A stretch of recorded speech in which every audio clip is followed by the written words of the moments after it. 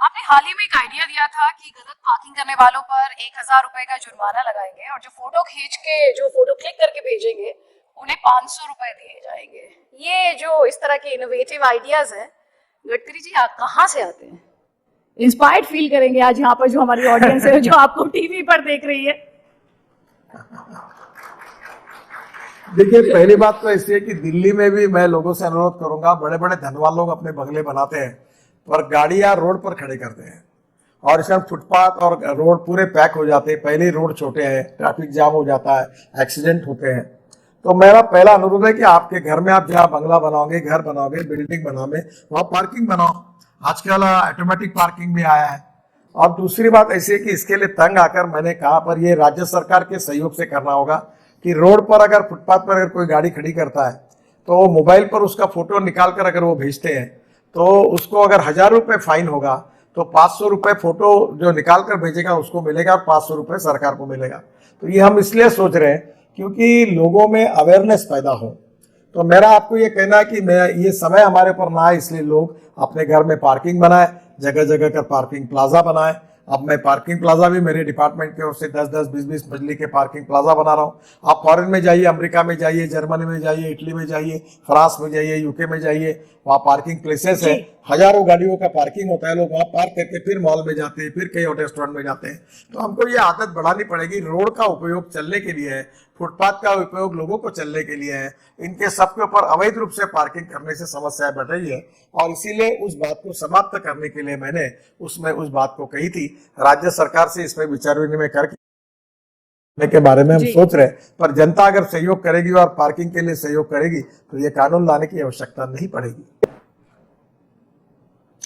देखिए, electric vehicle में बहुत बड़े प्रमाण पर डिमांड बढ़ चुकी है।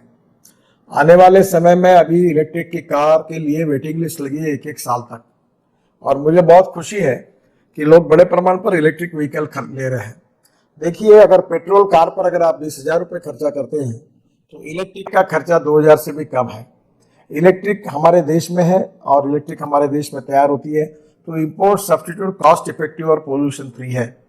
दूसरी बात यह कि इलेक्ट्रिक स्कूटर, इलेक्ट्रिक कार और इलेक्ट्रिक बसेस भी बड़े प्रमाण पर आई है। अब इलेक्ट्रिक ट्रक और ट्रैक्टर भी जल्दी आएगा, ये मेरी उम्मीद है। अब इसमें स्वाभाविक रूप से लोगों का चॉइस भी बदल रहा है और उसमें लिथियम आयन बैटरी जो है उसमें कुछ पार्ट बाहर से लाने पड़ते हैं, पर जल्दी ही हम lithium ion, sodium ion, zinc ion इस पे जैसे काम कर रहे हैं, वैसे एल्यूमिनियम एयर टेक्नोलॉजी है एल्यूमिनियम प्लेट की, उस पर भी काम कर रहे हैं। और आने वाले समय में मेरा विश्वास है कि हमारे देश में 400 स्टार्टअप काम कर रहे हैं, 250 लोग 2 व्हीलर स्कूटर बना रहे हैं, नए नए लड़के, और उनकी क्वालिटी बहुत अच्छी है। अब ई बाइक भी, ई साइकिल भी आई है और आने वाले समय में हम बड़े प्रमाण पर जो भी व्यक्ति कार, स्कूटर या खरीदी करेगा तो वो इलेक्ट्रिक की खरीदी करेगा। यही बात दिशा दर्शा रही है कि जिसका वेटिंग लिस्ट बढ़ रही है और जल्दी ही हमारे देश में इसमें क्रांति होगी और हमारा देश electric scooter, electric auto rickshaw और इलेक्ट्रिक बस को और आगे चल के इलेक्ट्रिक ट्रक और ट्रैक्टर को एक्सपोर्ट करने वाला देश का बड़ा देश होगा।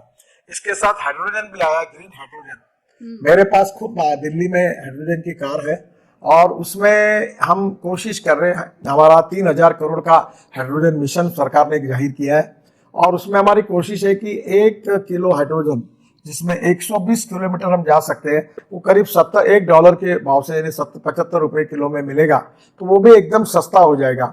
तो आने वाले समय में हमारे यहाँ हाइड्रोजन भी आएगा। हाइड्रोजन से हवाई जहाज चलेंगे, कार चलेंगी, ट्रक चलेंगे, बस चलेगी, हमारे रेलवे चलेगी, हमारी factory, steel industry, chemical industry, pharma industry में हाइड्रोजन का इस्तेमाल होगा। और हम ऊर्जा को आयात करने वाले नहीं तो ऊर्जा को निर्यात करने वाला देश बनेंगे। यही हमारा आत्मनिर्भर भारत के लिए सपना है और प्रधानमंत्री के नेतृत्व में हम निश्चित रूप से इसमें पूरा करेंगे, ये मेरा दृढ़ विश्वास है। देखिए, एक बात जरूर है कि हमारी सड़कों में बहुत तेजी से सुधार हो रहा है और हमने जो स्पीड लिमिट डाली थी वो पुराने इसमें डाली थी। आपको पता होगा दिल्ली से मेरठ हाईवे है, यहाँ पहले 4.5 घंटे लगते थे। अब एक्सिस कंट्रोल एक्सप्रेस हाईवे बना तो 40 से 45 मिनट में दिल्ली आ रहे हैं। अब दिल्ली से मुंबई केवल 12 घंटे में, दिल्ली से हरिद्वार और देहरादून 2 घंटे में, दिल्ली से जयपुर 2 घंटे में, दिल्ली से अमृतसर 4 घंटे में, दिल्ली से कटरा 6 घंटे में, दिल्ली से श्रीनगर 8 घंटे में और विशेष रूप से चेन्नई से बेंगलोर 2 सवा 2 घंटे में। तो आने वाले समय में काफी बातें बदल रही है। हम लोग कहीं 4 लेन कर रहे हैं, कहीं 6 लेन कर रहे हैं, कहीं 8 लेन कर रहे हैं, और इसलिए आने वाले समय में हम स्पीड लिमिट के बारे में भी हमको बदल करना होगा। जल्दी इसके बारे में नए स्पीड लिमिट के नियम हम बनाएंगे, ताकि वो बहुत जरूरी है, क्योंकि अभी लोगों को चालान मिलता है क्योंकि उन नियमों में हमने सुधार नहीं किया है। तो जल्दी ही हम इसके नियम सुधारेंगे, जिसके कारण लोगों को राहत मिलेगी और निश्चित रूप से इससे जल्दी भी पहुंचने में आसानी होगी। पर इसके साथ साथ हमें रोड में एक्सीडेंट नहीं होने चाहिए, इसकी भी चिंता करनी पड़ेगी, वो भी उतना ही आवश्यक होगा। जैसे कि आपने खुद ही कहा, एक्सीडेंट्स को लेकर भारत का जो ट्रैक रिकॉर्ड है खराब है, उस चैलेंज को आप कैसे टैकल करना चाहते हैं? ये बात बिल्कुल जरूरी है कि इस विषय पर हमने जितनी सफलता मिलानी चाहिए उतनी नहीं मिली है। हमारे देश में 5 लाख एक्सीडेंट होते हैं, 3.5 लाख लोगों की मौत हो जाती है, और 3.5 लाख लोगों की मौत ये हमारे लिए बहुत बड़ी है। कोई दंगे में, कोई लड़ाई में जितने लोग नहीं मरते, कोविड में नहीं हुआ, उससे लोग यहाँ मर रहे हैं। और मरने वाले लोगों में करीब 18 से 24 साल के 65% लोग हैं। ये हमारी यंग जनरेशन है, कोई इंजीनियर है, कोई डॉक्टर है, बहुत दुर्भाग्यपूर्ण है। कुछ लोगों के हाथ पैर टूट जाते हैं। तो हम लोग जल्दी ये कोशिश करेंगे कि इसमें एक्सीडेंट में कमी कैसे हो। इसमें 4 प्रकार की बातें महत्वपूर्ण है। एक तो रोड इंजीनियरिंग, उसमें हम लगातार सुधार कर रहे हैं। उसमें जो ब्लैक स्पॉट से जहाँ एक्सीडेंट होते हैं, जिसका कारण है कि एक्सीडेंट हो रहे हैं, उसको हम सुधार रहे हैं। 2,500 ब्लैक स्पॉट को वर्ल्ड बैंक और एडीबी की योजना से हम और एक 15,000 करोड़ की योजना भी अब ला रहे हैं, ताकि नेशनल हाईवे के अलग बाकी भी राज्य सरकार के रोड पर भी हम लोग ब्लैक स्पॉट को इम्प्रूव करेंगे। इसके साथ साथ तमिलनाडु की सरकार ने, वर्ल्ड बैंक और तमिलनाडु की सरकार ने एक अच्छा प्रयोग किया था, जिससे 50% एक्सीडेंट और 50% डेथ कम हुई है। वो पूरे देश में वो भी करने का हमारा प्रयास है। बाद में ऑटोमोबाइल इंजीनियरिंग में आपको पता है कि हम एयर बैग्स बढ़ा रहे हैं। उसके साथ साथ हमने विशेष रूप से ऑटोमोबाइल इंजीनियरिंग में काफी सुधार किए हैं।